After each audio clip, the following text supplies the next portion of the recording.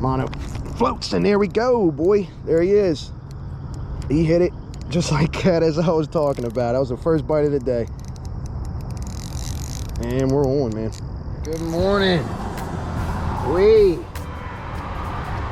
are going to be doing some Waggler float fishing. All right, so the first step we're gonna do is we're gonna rig this bad boy up and we're gonna get fishing. So what you need are float stops. You're gonna need split shots, hooks, and your Waggler float. So the first order of business is we're gonna take that line and we're gonna tie on our first float stop.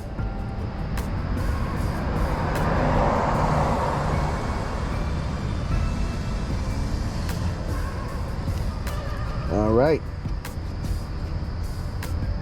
float stop is on there. Next thing that we're going to do is we're going to go ahead and take our Waggler float. And we're going to slide that right to the float stop, just like so. Next step, we're going to take another float stop and we're going to tie that onto the line.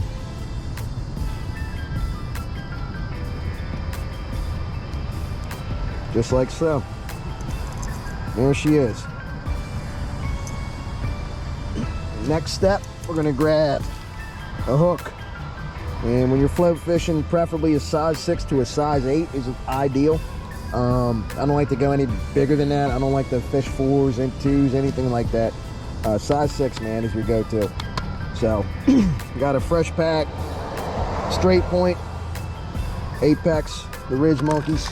I also got these guys, which is the same hook, and I've already opened this one up, so in that case I'm going to go ahead and grab my hook,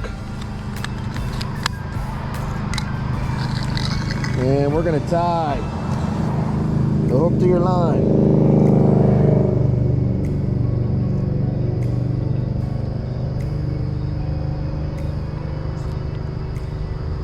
Just going to use a simple fisherman's knife for this.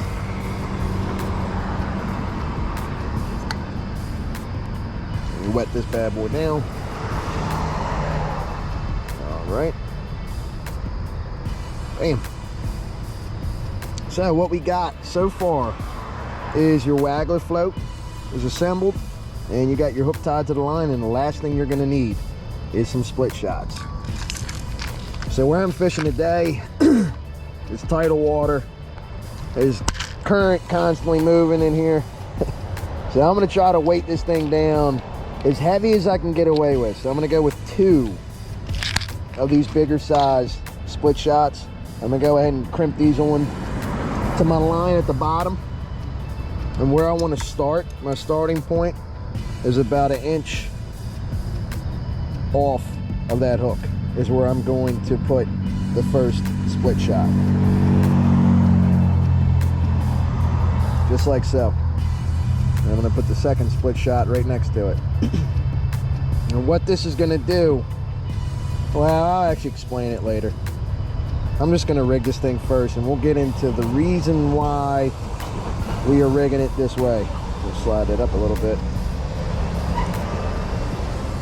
And lastly, depending on the current itself, if I'm fishing deeper water, what I like to do is I'll take some smaller split shots and I'll assemble them, or I'll put them on somewhere between the hook and the Waggler float itself, so it'll be halfway up the line. Now if I'm fishing 10 foot of water, then it's going to be way up at the top. You know, it's going to vary. I'll get into the details about that, but simply that's how you rig a Waggler float. Now we're going to make some adjustments when we get out on the water, but for now we're rigged up. Let's get fishing.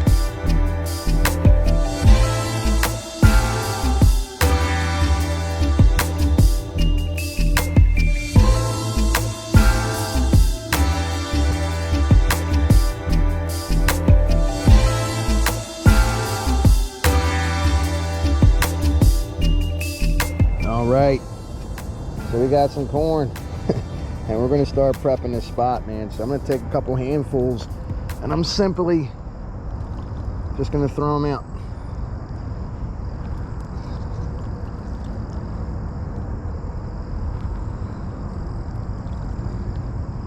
All right, so one important step. keep the bait to where you want to fish.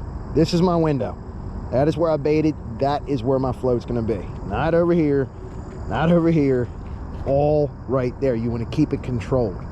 So when you're prepping, when you're fishing on a Waggler float, you want to throw right at the spot in which you're going to be fishing. So my float is going to be right there. Simple as that. You don't want to spread it all out because now you're moving a school of fish every which way. Now, with that being said, sometimes you're fishing with a lot of friends. Okay, you know, that's different. You know, we're going to spread the wealth. We're going to bait the whole area, that kind of stuff. But if you're fishing by yourself, you have a strong advantage. Bait, and that is where you want to place your bait. Nowhere else. Not over there, not over there, right there. Right where I baited. So, we're going to put some corn on the hook. We're going to get this float adjusted, and we're going to get fish. All right, so here's the fun part. So after I rigged this thing up, I had to take some pliers, and I kind of just crimped those down pretty tight because I don't want them to move. And now that those are set correctly, and I clipped off that tag end too. Yes, I did. So you want to get this float adjusted to the right depth, and by doing that, that is why you have your float stops.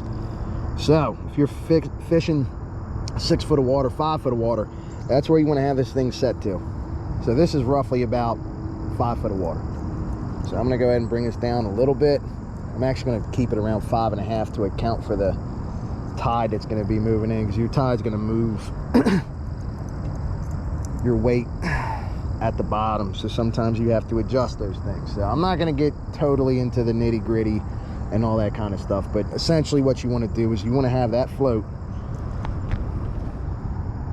set to the depth in which you're fishing. So once again, if it's 10 foot, then you got to set it to 10 feet. And it takes a couple casts just to get this thing set right, and once you do, you're ready to fish. So we're going to go ahead and just simply put couple pieces of corn. I usually go with anywhere from 2 to 3, no more, no less, just like so. So she's baited up, man. I got a little bit of extra corn. I'm gonna hold on to that. So I'm gonna go ahead and get this rod out there, right there. That's where we baited up. So I got to make sure that this float's set right, and to do that, there she is. See how she's sitting upright? That's perfect. So what I'm going to do is I'm going to take that last little handful of corn, throw that thing right over top of that float. So we're set up for success, man. We're ready to go. We're ready to fish. All we got to do is wait for a bite. So one of the things I want to talk about is rod selection when you're float fishing, and what tackle in particular you want to use. And first and foremost, you want to have a long rod, and this is a 9 foot light action salmon rod. It's a float rod, so there's no, I mean, I'm sure there's some carp manufacturers, I don't know, I think Fox makes a float rod if I'm not mistaken. But nonetheless, man, a long rod, you want leverage, and you want to be able to get a good hook set. And if you're casting out a further distance, the shorter the rod, the harder it is to get a proper hook set on these fish. So with the longer rod, I'm able to cast this thing out a little bit further, and I can go ahead and get a good hook set if I'm fishing 10-15 yards out, as opposed to, you know, a shorter rod. You're hard pressed unless you're fishing like on a dock, or if you're fishing up, you know, you're standing up on something where you can sit above the water a little bit, you know, you have a higher probability of getting a good hook set then. But yeah, you definitely want to just get a long light action rod, man. Medium to light action rod is ideal for float fishing for carp. So, and this rod is definitely set up perfectly for this. Also, one of the most important things, and this is a critical step in float fishing, is you want to use light action mono. 6 pound, no more than 8, but anywhere from 4 to 8 pound mono is what you want to be using when you're fishing this setup. Mono floats, and there we go, boy. There he is. He hit it just like that, as I was talking about. That was the first bite of the day, and we're on, man. We are on.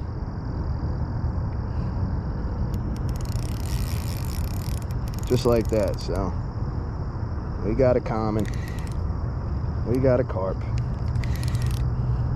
Didn't take long, man. 15 minutes. You see that battle curve of that rod? This is ideal. This is what you want. This is why we do this, because you don't get this kind of fight doing anything else, baby. So that was the first bite of the day, and we're on, man. So I'm gonna go ahead and get the net.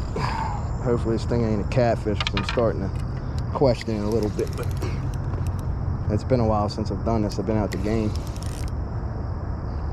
but it's that time of year. That's definitely a carp. I haven't felt the head nod yet. So here we are. Now there's a snag over there, buddy. Don't do it. Don't do it. Don't do it. Don't do it. Yeah, that battle curve is everything, man. This is it. This is why you want to use the right tools for the job. Simply put. This feels like a 4-pound fish. It's not a big one. Not a big one, but it is a carp, and we're going to continue to do this and see if we can maybe land a bigger one today. I don't know. I mean, we're going to be doing some videos this fall. Trust us. You know, we're going to be getting in a real detail in regard to carp fishing and how we approach it and how you can catch fish on the float and whatnot. But this is sweet, man. This is sweet.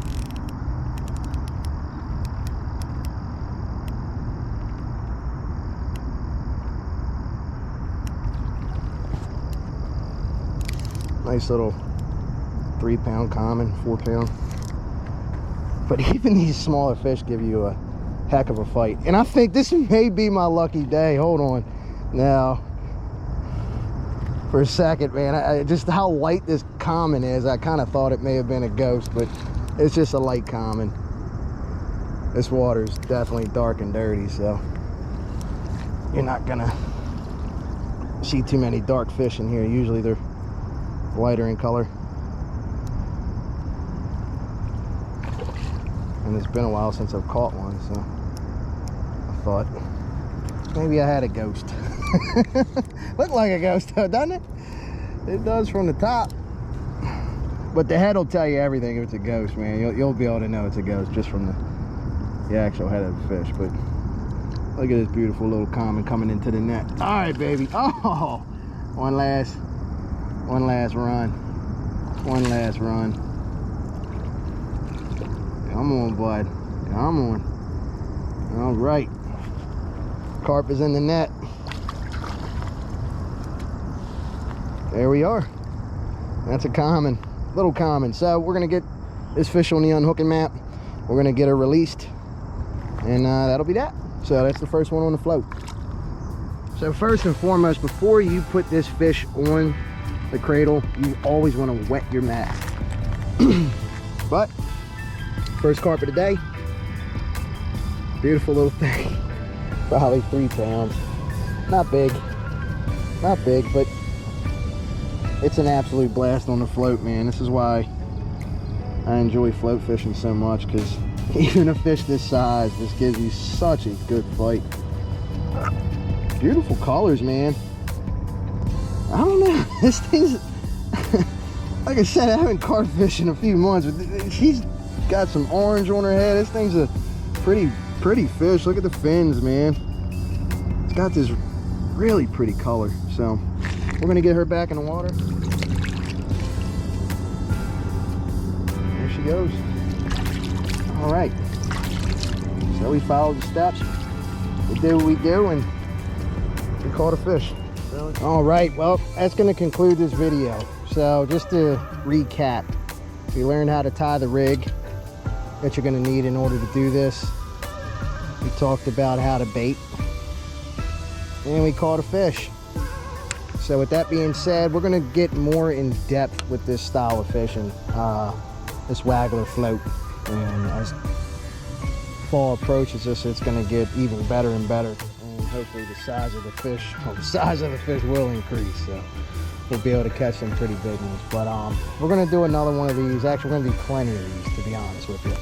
We're gonna do some more carp stuff, get a little bit more in detail with the float every time we fish it, and that's that, man. So stay tuned for the next one.